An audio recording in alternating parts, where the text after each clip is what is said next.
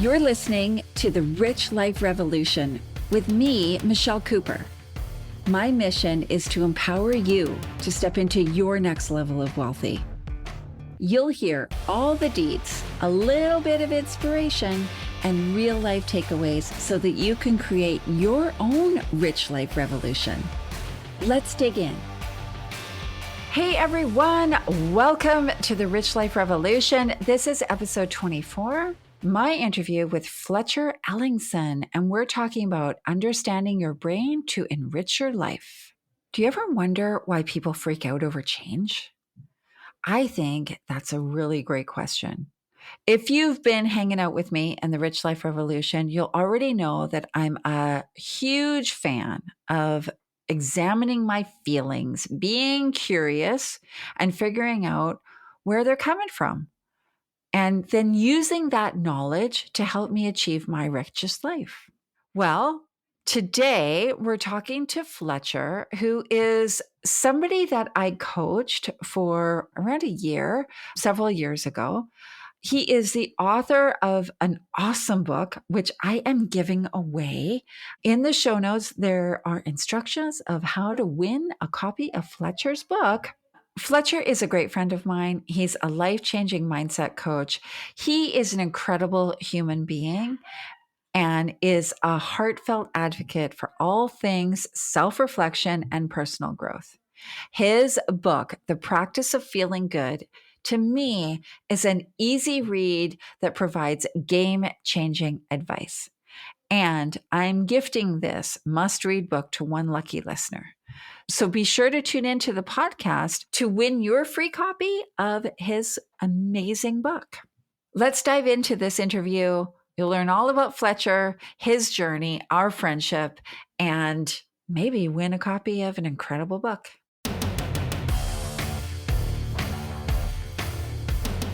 Hey, Fletcher, how are you? I am wonderful, and it is a pleasure to see you, Michelle. It's been a while. It has totally been a while. You're one of my favorite people in the world. Oh my God.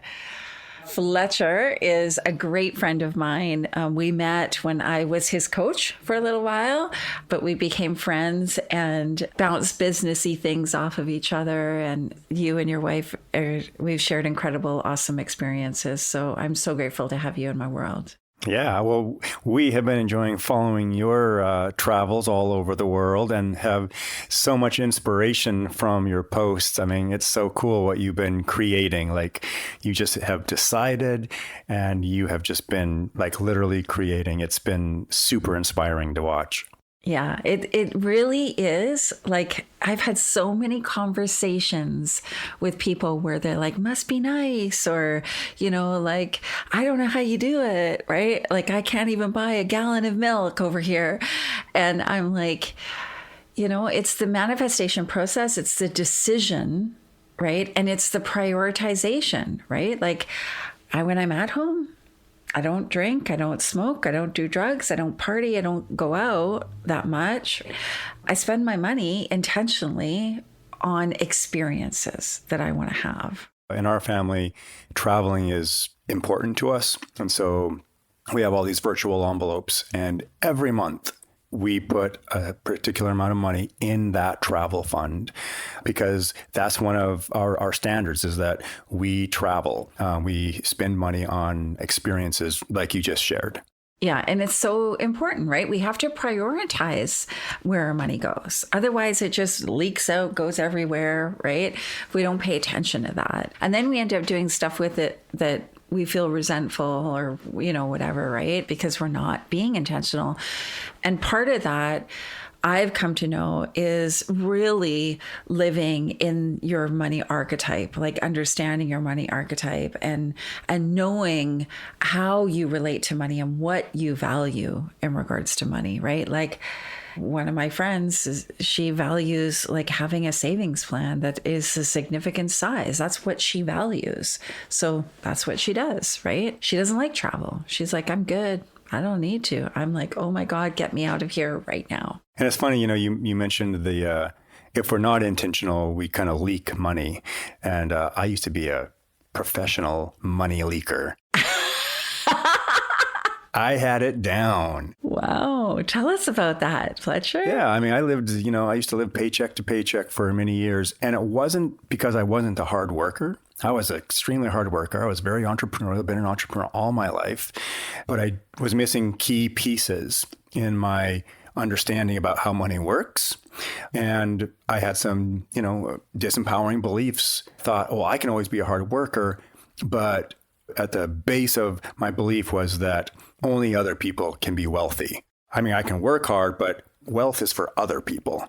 And so I kept on attracting situations into my life which would manifest that depletion of funds. And I was living paycheck to paycheck, or we were having overdraft fees. We weren't able to pay our credit cards and our debtors off all at once. We were always carrying debt. I tell you what, it certainly didn't feel very good. But the things changed. Things radically turned around when I discovered what my belief about money was. And then I made a conscious decision about a new belief that I wanted to have. I didn't have it yet, but I was creating that belief and gathering evidence for it. And today, my belief about money is so different than it was. I can never go back to the old belief. It just seems ridiculous and foolish now. Right? It doesn't even make sense. Yeah, exactly. So what is your new belief about money, if you don't mind me asking? Yeah, sure. Well, I live a life of abundance. I consistently create value, which returns to me in the form of money, gifts, and services. I manifest mountains of money, which allow for a huge life of freedom, fun, and philanthropy. That is my money affirmation. That's my wealth affirmation. I say that with ease because I've ingrained it into my mind. That is my belief now. And so now everywhere I see like opportunities and money, and like I find money all the time. And I know maybe before I had this, I probably saw money but it didn't register to me. But now how it occurs is different to me. Totally. And this is the thing that people don't understand, right? It's like the science within your brain chemistry, right? Your reticular activating system. When you have a belief that money is all around you, that it's always flowing to you, that it's, you're creating value, so you'll be rewarded. Your reticular activate, like your brain hears that, your subconscious hears that. It goes, oh, this must be important to Fletcher. So now I need to put this into my reticular activating system. And now that's what I will notice. And I think that's the piece that people, they miss out on or they forget, right? Like it is a brain science, it's brain chemistry, it's what happens in our brain. It's not woo-woo, magical manifestation. It is actually how your brain works. You will pay attention to the things that your brain thinks are important, and it figures out what's important to you by the thoughts that you have, the things that you say, the beliefs that you reinforce. That's why it works, right?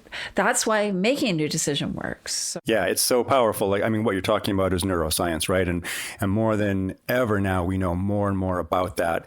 And I appreciate that you said, it's just not some woo-woo stuff, right? It is there is so much evidence to show how the brain works, what you're paying attention to. You attract things into your life because you are focused on those things. And when you switch your focus, you are simply going to attract different experiences, different people, different opportunities. Totally. So you mentioned a little piece there, a little sentence there that I picked up on. You said it certainly didn't feel good. I think that's a great segue into your book, which I really want to make sure people understand. You've got this amazing book. You gifted me a copy. I read it. It was awesome. The Practice of Feeling Good, How to Upgrade Your Thinking and Live a Feel-Good Life. I am actually giving away a copy of this as part of my promotion of the podcast. So a lucky listener will get a free copy of this book. But can you tell us a little bit about how the book came to be, your process, what happened along the way?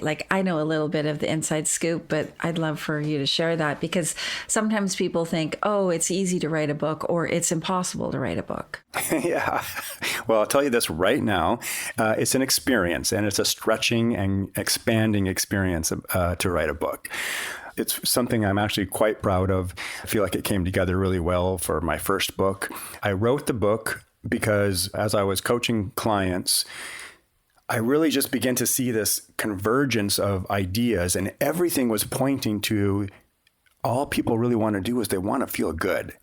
We go to counseling or therapy. Why? Because there's something that's not feeling good and we want to resolve it and get to a place of feeling good. I mean, think about when you get into a hot tub. I mean, some of the things like, oh my gosh, this feels so good. Or laying on the beach, right? Oh my gosh, this feels so good. We want to feel good. We are pursuing this experience of feeling good. And I don't mean from a hedonistic viewpoint. When I say the practice of feeling good, that's an umbrella to cover things like feeling connected, feeling open, feeling willing, feeling grateful, feeling optimistic, feeling resourceful, capable, and flexible. It's all these ways of being that allow for a sense of feeling good. And so again, and through my coaching practice, I just over and over, I've seen like people really are just what they're wanting is to feel good.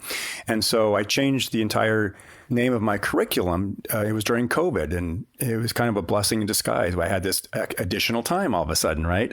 And so I just did a complete rebranding, and my curriculum is called The Practice of Feeling Good in Business and in Life. And so this book, The Practice of Feeling Good, is all about how do we reorganize the circuitry in our brain so that we spend more time feeling good and less time suffering. Because I don't know about you, Michelle, but in my past years, I was, again, professional at suffering. I was practiced at comparing, criticizing, judging myself and others, right? I was doing all these things that didn't feel good. And as a result, it put a kink in the hose of progress in my life. Because would you agree that when you are feeling open and like feeling like, there's flow and in the zone, you're able to contribute more to others in your world? Absolutely. Absolutely. It's like your genius comes through. But when you're feeling like you're not enough, or, there's something that's getting in the way from you living your like fully expressed life, whatever that is, whether that's trauma or it's, a situation, circumstantial, doesn't matter. Like you, I feel like most of my life was lived in this, like, I remember reading, I can't remember, was it Buddha says suffering is optional or something like that? We're all going to have challenges, but when I realized that the suffering part of it was up to me. One of the things I love about your book is how you talk about, and I'm probably going to butcher this, but it's so in alignment with, like, quite a bit about me, right? What I believe is that things aren't good or bad. They're not right or wrong. They're neutral. They just are. It's the meaning that we create from these things and then we label it, right? We judge and we say, this is good and this is bad and this is right and this is wrong. Everything is neutral. And that was like a mind-blowing thing for me. Yeah, and I find that a more helpful question is not whether it's good, bad, right, or wrong, but does it serve my life or does this not serve my life? Does this feel good? Do I want to include it in my life, right? Does it create a sense of workability for my life? Does it hold me back or does it move me forward? Those are the questions that I'm interested in. Those are the questions I want to get curious about. For sure.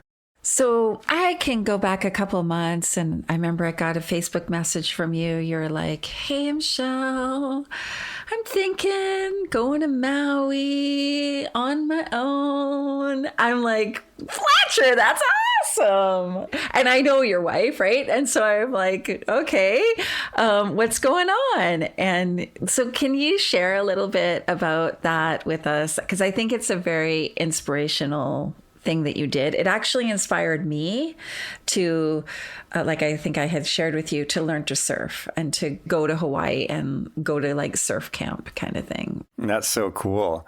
I got to hear about that. But so like I shared with you, my family and we go to Maui once or twice a year, and twice if it's up to me, because that's it's just my special place. I love it. I know that's the case for many, many people, and I get why. But my family didn't want to go. And I was like, what? That's weird. Right? What do you mean you don't want to go to Maui? Yeah, exactly. So my wife was encouraging me to go, and I just got like, no, I'm not going to do that. And then I made reservations to do it. I love this story. I made reservations to do it, booked my flight and van and everything. And then a few days later, chickened out and I canceled everything. Oh my God. Yes, I canceled everything. Fear got the best of me. So again, it all comes back to this practice of feeling good, right? So I started getting self-doubt and wondering, I don't know if I could do it. And now some people listening to this be like, what's the big deal about going to Maui? It's a big deal going by myself, anywhere, traveling by myself. I have canceled so many trips or come home early because I get really, really homesick. So I told Amy I had purchased and then canceled. She's like, what, Fletcher? And she was like sincerely disappointed. She's like, babe, you got to go. And the thing that tipped the scale was we started talking about you. And oh my God. Yes, for sure, for reals. Yes, we're like, Michelle Cooper, she travels, she goes and she has these experiences and she's by herself. It was something that I've always admired about you. And I was like, dang, that's so cool. Long story short, I rebooked everything. Yay! Yes. And I went there and had the most incredible time. And one thing we love to do, Michelle, is we love to set intentions before we travel. We're like, how do we want to be on this trip? We want to be open, connected. We just set the intention, right? It makes such a big difference for us. And my intention was to be open and contribute. So I looked for opportunities to do some volunteer work while I was there and just meet strangers. I didn't know anybody there. And I did all of that. So here's what happened. I get off the plane. I'm a few hours into it, got my van, which I'm going to be living out of for the week, sleeping and eating and everything out of it. I go to the store, I get some supplies. I come back to my van, sun's kind of getting ready to set. And all of a sudden, here it comes, the first wave of homesickness. 3 hours into my trip, and I'm already like, here comes this big wave. And I'm like, no, you got to be kidding me. This is not happening. And so I went to my campsite and got everything settled and made it through the night and it was fine. And as long as I was around people, no problem. So I was out playing pickleball and I met this woman and we traveled around for several days together and it was super fun. But again, if I was on my own, oh my God, here comes the homesickness again. And so one of the days I'm sitting in the most favorite place on Kaanapali Beach, underneath this single palm tree in the shade, looking at this beautiful scene, Lanai's right across from me. And here comes the homesickness again. And this time it like overpowers me and I start sobbing uncontrollably. Like the ugly kind of just snot, everything. So here I am in this straw hat and underneath the palm tree and people walking by, they must be thinking, what is wrong with that dude, right? Here he is in paradise crying. And all of a sudden, I don't know what it was, but it all of a sudden hit me because I've been reading all this stuff about neuroscience and neuromodulators and dopamine and cortisol and all this stuff. And then it hit me. Oh yeah. Our need for certainty. The brain's need for certainty is so incredibly strong that it will create a chemical release in the brain that is so strong that feels so unpleasant that it makes you experience this thing called homesickness because you're out of certainty. I was certain I knew that I love Maui, but it was like, hey, your family's not here. You need to be with family. And so the homesickness, the experience of homesickness is designed to get you back to certainty, to get you back to security. So when I realized that my brain was flooding my body with chemicals so that it would get me to take an action to like leave and go be reunited with my family, first of all, it was like a release and a bunch of pressure. I was like, oh, because the story, when I were talking about story earlier, the story was there's something wrong with me. Why can't I do this? How come Michelle can go and travel around the world, but I can't even go to my favorite place without getting homesick? What's wrong with me? And then at that moment, I realized, oh, there's nothing wrong with me. This is just my body trying to get me to get to certainty. And after that, the homesickness just kind of dissipated. There were still times of it, but it was so much more manageable. It was so, I could see it. I could see like, oh, there goes my brain again, trying to get me to do that thing. And it opened me up. And all of a sudden, I had such compassion for the young Fletcher who had come home early on all these vacations or cried or needed to be picked up by his parents. I just had so much compassion because all those years I thought, God, what is wrong with me? Why can't I do this? And so I got to change my story in that moment to there's nothing wrong with me. And I have what it takes. And I simply love being with my family. And in that moment, it was like a well of love just started gushing. And I remember I was down in Lahaina and I was at this outdoor concert at one of the historic buildings there.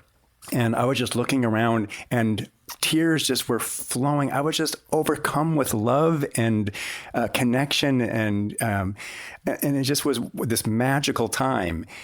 And it was just this huge release of years of shame and self-judgment and a celebration of life. It was awesome. That's so phenomenal in so many ways, right? Like they say, the Hawaiian Islands, they are the home of the Ho'oponopono, right? That true forgiveness of ourselves, of our experiences, of letting go of the things that we've been holding on to that keep us trapped there. And for sure, our brain, it's like it's the survival state, right? Like, get me out of here. I need certainty. I don't want to be in the unknown. And I know, like, if people watch me on social media or whatever, it probably seems like I'm always traveling because I travel a lot. But in every trip I go to, there's an opportunity for me to either lean in and feel uncomfortable and be okay, or withdraw. And it always happens in different ways, different things, circumstances and stuff. And I've learned, so I went to Morocco last year and it was celebrating my divorce trip. I'm this, mid 50s, awesome, like life is great. I'm not that my ex-husband is there's nothing wrong. We're great friends. Like, it's all good.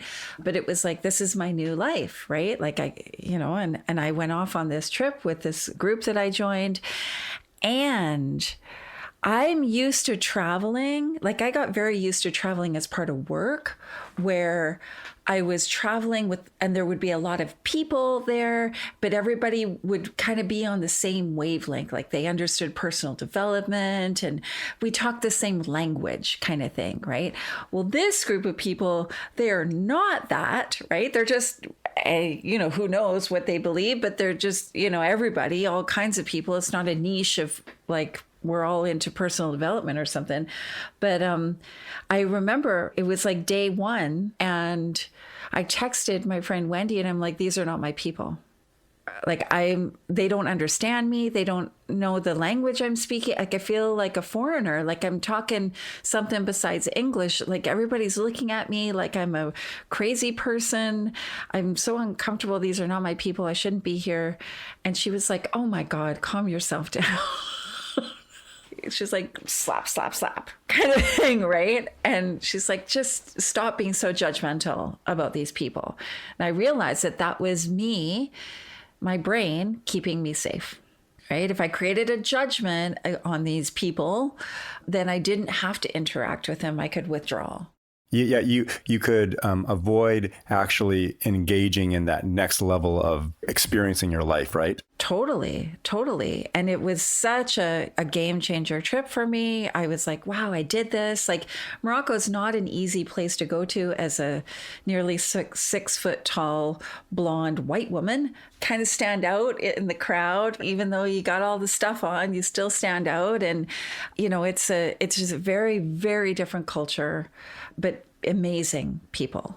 What was the turning point there for you on that trip for you to get past your resistance? Well, the first thing I did was like, I just, I had that kind of texting conversation with Wendy and she was like, oh my God, stop. Like, you're being ridiculous, right? And I was like, okay, just breathe, Michelle, like, just breathe.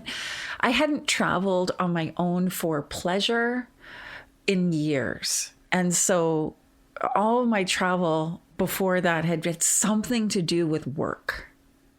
And there was some level of security and safety in that for me. And so I just was like, okay, breathe. First of all, just breathe and relax, right? And just show up, take the next step. What's the next thing we're doing on this trip? But the real moment was it's the feeling good that you talk about. We had traveled to the edge of the Sahara Desert. and we were going off like ATVing through the Sahara. I love ATVing. And get me on that ATV, and we're flying through the sand dunes. And I was like, this is it. Like, this is it. Oh my God. Right. And just like, it was just so much fun. I was laughing so much. I completely forgot about anything else. Right. And then we're in the desert overnight at the Bedouin tent camp thing. And I'm just looking up at the Milky Way, and I'm like, this is my jam. I don't even care if anybody gets what I'm doing right now. But what was amazing, I was like looking up at the stars, and I've got my little star map, thing on my phone, right? And I'm looking at the planets and stuff. And everybody's like, what are you doing? I'm like, well, that's Jupiter, that's Venus. And all of a sudden they're like asking me questions. And I was like, this is awesome. But it was that feeling good moment, that actually doing something that I truly love. And for me, the experience, like letting go, the energy around it, the freedom, just flying through the desert, you can't beat it. And that's so cool. You had a state change and you changed your focus, right? And that's, we all know, like whatever you focus on, you feel. So to go back to the book, The Practice of Feeling Good, at the core of this book is the practice of bringing an empowering story to whatever the situation is at hand. And most of us are not practiced at that. We're practiced at bringing a disempowering story and magnifying what's wrong with the situation, how terrible it is. So, this book is not just about positive thinking, right? This is not a book about positive thinking. It's really a book about reorganizing the circuitry in the brain and practicing feeling good. And that's what you did. That's awesome. Yeah, I love that. And one thing you talked about there was like, it's not just about positivity or whatever. Something that was kind of dropped into my awareness recently was this idea of toxic positivity. Have you heard of that? Mm-hmm, mm-hmm. I hadn't heard of that before. And all of a sudden I started questioning, do I have some of that? There's definitely a part of my journey, probably maybe 8 or 9 years ago, where it was actually toxic positivity. And it was something that I kind of like stepped into the energy of. It wasn't mine to start with, but I got kind of pulled into this toxic positivity world. And I didn't even know that's what it was called. Have you ever experienced, or can you tell us your thoughts around this idea of toxic positivity? Yeah, sure. It's when you're kind of putting on a facade and like you're claiming that everything's all right, or you may even be doing affirmations. You may be doing a lot of things that seem positive on the outside, but what's missing is an acknowledgement of how you actually are, right? We're not just, you've heard the expression that you don't want to just put whipped cream on a pile of poop and call it dessert, right? It's not going to taste good. So practice of feeling good instead is actually about like taking radical ownership of my life, taking radical ownership of this story. What are the meanings that I've been bringing to that haven't been serving me? And what's a different meaning I can? I'm not saying like, oh, life's all of a sudden perfect and fun. But what it might be is like, hey, I'm making progress. Hey, I'm working on feeling better. Hey, I like that I had a couple moments of feeling good today. Whoa, it's getting easier to feel good. Oh, wow, it's getting easier to connect. Oh, wow. Hey, I traveled by myself. Whoa, it's getting easier for me to step out of my comfort zone, right? I'm all about baby steps. I am not about 0 to 100. I am like, let's take baby step after baby step after baby step, and let's build a foundation where I can feel safe. Because we all want to feel safe, right? For sure. I feel like that's kind of like that primal need is that safety and security. And a lot of times people will associate that with money. Money just unpopular opinion or whatever, but money does not provide safety and security. Or sometimes people can find that safety in other people, right? And then they get attached to those relationships, or they idolize people in their lives. It's where we get, things like cults and stuff like that, right? But I remember having a conversation with a, mutual friend of ours, David Bear, where there were some things that were going incredibly wrong in my life. My marriage had fallen apart. There was a series of disasters. And he was like, you know what? It's okay to be sad. it's okay to be upset about this. He's like, you're putting on this brave face for everybody. And he's like, I see right through it, right? Like, it's funny. We were at this speaking event in Miami, and I'm getting ready to go on stage and speak for him. And he's like, it's okay to cry. And I'm like, not right now. It's not. But it was very impactful for me, because up till that point, it was like, well, just don't think about that stuff. Just keep moving forward. Just keep thinking positive. Like, this is all happening for you. I was all in on all of that, but I wasn't actually willing to feel the emotions. Yeah. And so when we're not willing to feel the emotions, we're actively resisting them. We're just trapping them inside of us. And so that's, and that really is part of the practice of feeling good. It's not denying your emotions, because every single emotion has a really important message, right? I mean, the message of being homesick for me, for instance, was, oh, I value and love being with my family. It's not that there was anything wrong with me. Then I brought in a more empowering message that, oh, here, I'm safe. My brain is telling me that I may not be safe. Oh, but I can actually see that I'm safe. And this is an opportunity for me to grow. But I wasn't denying that, like, oh, I was homesick, right? So yeah, getting the message, acknowledging, getting the message of your emotions, and giving yourself some grace to work through them. And I love this concept of grace. I've been really focusing on grace for myself and others. But to me, grace means accepting a person for where they're at and giving them space to become that next version of themselves. And I just love that concept. It's such a feel-good concept, no judgment, but giving people space to be who they are and to become who they are going to become next. That's a beautiful thing. It is beautiful. It's one of my company's core values around no judgment, having compassion and grace for everybody, whatever's going on, even if they're the meanest person in the world to you, we can still show up with compassion and grace, no judgment at all, because we don't know. We don't know what's happened in their lives to bring them to this point. We don't know what is even happening in this moment behind the scenes. And so we can't have judgment because we just don't know. And I also believe that regardless of what people are doing or how they're showing up, I truly, truly believe that people are doing their best. I don't believe that people do bad things or crappy things or whatever because they want to. Yes, I totally agree with you. And that is all about, I'm looking at this book, that's all about chapter 8 in my book, How to Transform Resentment. And it really comes down to this concept that people are doing the best they can with their programming, the programming that they have, right? It's like I have an iPhone. The operating system on my iPhone is different than an operating system on a Samsung, on an Android. So it would be crazy for me to expect those two phones to perform identically. They're different operating systems. They can't perform identically. So when we get that we're simply a sum of our programming, it makes it really easy for me to drop my judgment and go, oh yeah, that's their best. They're literally doing the best they can with the tools they have, just like I'm doing my best with all my programming.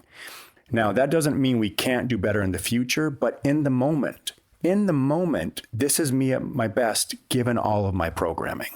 It's so, so powerful. Definitely a game changer for me when I realized that, right? Like, because I think you grow up and like you said, all your programming, your conditioning, it's all there, right? And it's in your subconscious, right? And, when you're younger, you think you know everything and you're so judgy, right? Like I think about my younger self. I'm like, oh my God, you actually knew nothing, Michelle. And talk about being a mean girl, like holy moly, right? But when you realize, right? And I think for me, a key piece was actually working through my relationship with my dad. It wasn't a bad relationship at all, but working through my relationship with my dad, I realized that I had judgment on some of his decisions because they affected me, but he was doing his best. Yes. Like, he wasn't like, oh, I'm going to make this decision to piss Michelle off or something, right? Like, he was doing what he thought was best. Like, given all of his stuff and his journey and all that crap and his conditioning and programming, he made the decision that he thought was best. So it gave me a new perspective on everybody. Right? It was like, okay, I guess we're all just doing our best. We're all doing our best. And I love that you shared that about you and your dad, because I believe that that is a pivotal moment in adulthood when we put our parents on the stand, so to speak. You know, in the past, we have found them guilty. We've judged them, right? But then we say, oh, hold on a second. No, I retract all of that. The evidence is clear. They were doing the best they could, given their tools, given their programming, given their schooling or lack of schooling, given their money, lack of money, whatever, you know, doing the best they can. I mean, so I've had to use the same principle when it comes to politics, because I used to be an extremely judgmental SOB when it came to politics. And I've had to extend this. It's so easy to be critical of our leaders. Now I say, like, I don't agree with them. I even feel like it's dishonest maybe or manipulative. However, I get why they're doing that, because that is their programming. They're playing a different game than I am. I mean, some of the people on this planet are playing a very different game. They're playing a game of world domination. Like, that's the game they're playing. And that requires different programming, different actions, different attitudes. So I have to drop my judgment. It doesn't mean I don't still get involved, but I'm not going to judge like I did at one time. Yeah, so powerful. And probably could be considered hard. Okay, I'm not going to say nothing is hard or easy, but, you know, you could describe it sometimes as hard. You got to catch yourself, right? Like, we're all human. Oh, for sure. For sure. It's the practice, right? This is a practice. And it doesn't mean that, again, that I am not disappointed by people's actions. And it doesn't mean that I don't think we should hold people accountable for their actions. But that's different than judgment. Yes, exactly. Exactly. I'm all done. I mean, to the best of my ability, I'm done just judging people. That was such an easy thing to do. It was such a wimpy thing to do. It was a weak thing to do. For me, I'm just talking for me, right? It's more challenging and it's way more productive for me to understand that people are doing the best they can with the tools that they have. So good. So my podcast is The Rich Life Revolution. That can be revolutionary for some people to think about living a rich life, especially in today's world where, I don't know, cauliflower costs like $12 or whatever, right? But we've got our challenges. For you and Amy, do you guys talk about, you know, you might not use the words your rich life, but do you talk about that? Do you cultivate that? Like, how do you guys work on that? Because I know you're very in sync with each other. Yeah, I love this question. I just read this book, I will teach you how to be rich. Because one of his questions, like you just asked, like, what does your rich life look like? And yeah, so we do talk a lot about that. You know, a lot of people in our industry a lot of people think like, well, how big can I make my business? That's never been my focus. My rich life is to generate a comfortable revenue that allows me not to work full time. One of my commitments is not to work full time. I know that sounds like kind of anti-American or weird, but you know, I want to work 30 hours a week and I want to have plenty of time to take my dog to the lake, which we do every single day. I want to paddleboard. I want to travel and I want to make an impact. I love my clients. I love the work they're doing. So our rich life is to generate a good income where we can share that wealth with our family and friends, because philanthropy is a big deal to us, giving back, but also to allow for, like, we love 3-day weekends together. And that's a commitment. We have 3-day weekends every week together. And that's one of our standards. That's great.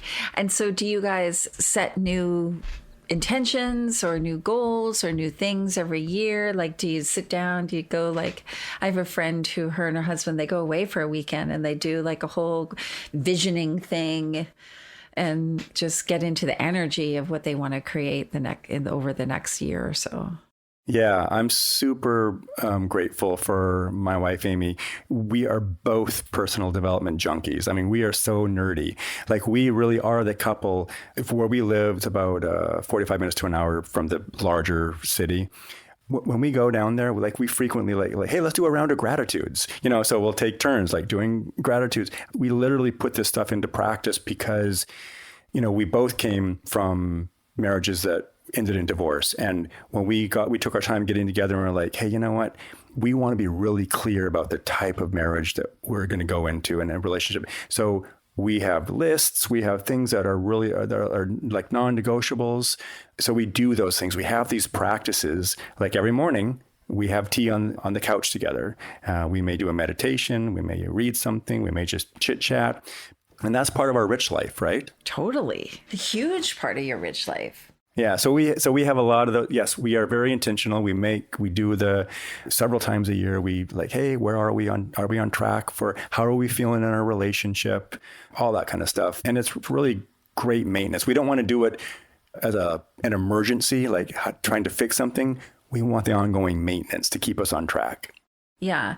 And, like, we can have these things on our vision boards of like trips to Morocco or, cars or whatever it is that people want. And no judgment around what anybody wants, right? Like, to me, something that I work with my clients on a lot is not justifying their wants. You can just want something. You don't have to justify it with all these reasons. But so many of us, because of that programming and conditioning, we feel we must justify these things. So it's like, just want for the sake of want. Like, who cares? I really like that. I don't even care why you want something. That's good for me to hear. That really is good for me to hear, because I'm the person, like, if I'm going to get something or spend what I think is an exorbitant amount of money, I'm like, boy, this better be justified. Right? Yeah. So when that thought comes to mind, you want to think about, why do I need to justify this? For me, it was this underlying feeling of being not worthy of that thing that I wanted. I could do all kinds of things if I could frame them in the frame of my business. Like, I need this for my business. I have to go here for my business. I got to do this for my business. Because then it wasn't about me. It was about my business. And that was the justification. It's like, well, what about you? Can you just not do something just for you, just because you want it? And I'm like, oh, actually, it feels kind of uncomfortable. So that's a really important piece. And then the other thing I wanted to make sure I highlighted is, like, these things that we want and stuff we want to experience and stuff are all really great, but it is also how we want to feel in our everyday life. So it's fine to jet off to Kenya and go on safari for 10 days when we're at home and we start our day gently. Right? When we have coffee with our partner, where we journal, where we meditate, where we take time to read, where we have time during our day to go outside and be in nature or fresh air. So the flight to Kenya is 14 hours from New York, and I live in Vancouver. So it's another 6 hours. It's like 20 hours on a plane, let alone the time in between at the airport and stuff. Coming back, I had quite a bit of time between arriving in New York and my flight to Vancouver. And with my friends, we went outside and I was like, oh, that fresh air. Like, even though it was New York and probably wasn't that fresh and we were at the airport, it was like the fresh air. Like, it just was like, ah, this feels so much better, right? It's those moments where we're like, this feels good. I really encourage people not to get caught up in all the big stuff. The big stuff is great and it's fine and it's awesome. And there's also these moments of how we want to experience, every day kind of thing. And they're so powerful. When you go through the drive-through and you pay for somebody's stuff behind you, or I remember going through the drive-thru, of course, I'm in Canada, going to hit Tim Hortons, right? And those poor people, I remember after the pandemic and stuff, like, they're struggling to just figure out how to operate a business kind of thing, right? And I remember coming up to the window and the guy got all flustered. He was a younger kid. And I was like, you know what? It's okay. Relax. It's fine. Thank you so much. I really appreciate you coming to work today. I know a lot of people aren't going to work today, so I really appreciate you coming to work and making my tea and giving me my tea. And he was like, thank you. No one said thank you to me for ages. And I was like, well, I think you're awesome, because as a business owner, I also knew how people didn't want to come to work. And so I was like, I need a cup of tea and you're here giving me that. So thank you very much. So it's those little moments that we can live in a different energy. We can cultivate that energy. So I think that's awesome. Thank you so much, Fletcher. This little chit chat has been awesome. As always, anytime I talk to you, I'm so lit up and inspired by all that you're doing. And I'm just so grateful to have you in my life. Thank you. I appreciate you and your inspiration. And it's so cool, right? I mean, people are watching and sometimes we forget that. And so I just want you to know, like, yeah, Amy and I talk about you. Like, wow, did you see those things that Michelle posted? Isn't that cool? Like, you're a source of inspiration. And so I just want to acknowledge you for that. Thank you so much. Because, I don't even think about that. Like, you don't think that, because unless somebody comments, you think nobody sees your stuff or whatever, right? I appreciate that. And I appreciate you sharing that, because that is one of the things I want to do, is inspire people to live into limitless possibilities. Yeah, I like that. Awesome. Thank you so much, Fletcher. We're going to give away a copy of your book. Where can people find you if they want to follow you? Yeah, you can go to FletcherEllingson.com or thepracticeoffeelinggood.com, or just look me up on Facebook if you want to follow me there, or Instagram. I'm not super active on social media, but pick up a copy of my book, The Practice of Feeling Good. You can buy that on Amazon.com. You get the soft cover version or the Kindle version. And if you read it, please leave a review or contact me. Let me know what you think. I'd love to hear comments or engage in a dialogue around it. Awesome. Thank you so much. And we're going to give away a copy of Fletcher's book. So watch in the comments for your action steps to get your free copy. Cool. Thanks for hanging out with me and Fletcher on today's episode. What I really loved about this is when Fletcher talked about acceptance versus toxic positivity. Now, if you remember, Fletcher talked about feeling homesick, and he didn't brush off his homesickness. Instead, he acknowledged what it was trying to tell him, and he looked at the evidence behind it. Was there even evidence behind this feeling? I think it was really impactful to hear Fletcher talk about that sometimes the concerns our brains present are legitimate, and sometimes they are. And the trick is to figure out which is which.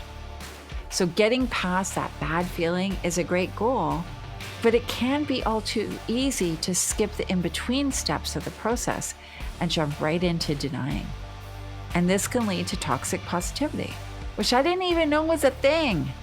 I love this. I hope that this resonated with you. I hope you got some good gold nuggets out of this. And I would love to hear what you're taking away from this interview and the steps that you're going to take in your life. Now, remember, I am giving away a copy of Fletcher's book, The Practice of Feeling Good. So all you need to do is comment on the social media post that is linked in our show notes to win your copy. So you can comment with 100%, a heart, a thumbs up. I don't really care, whatever your favorite emoji is, and share one thing, one aha, one gold nugget, something that you got from listening to this episode and you're going to take into your life. And then we'll be giving away a copy. I will send this directly to your house. I will reach out to you, find out your address, and mail this off to you. It's a signed copy of Fletcher's book, and it is a game changer. Thanks for hanging out with me. I hope you got at least one gold nugget today. Be sure to grab your copy of the Rich Life Revolution workbook to help you set the foundation for your next level of wealthy. Get it now at richliferevolution.ca, and I'll see you later.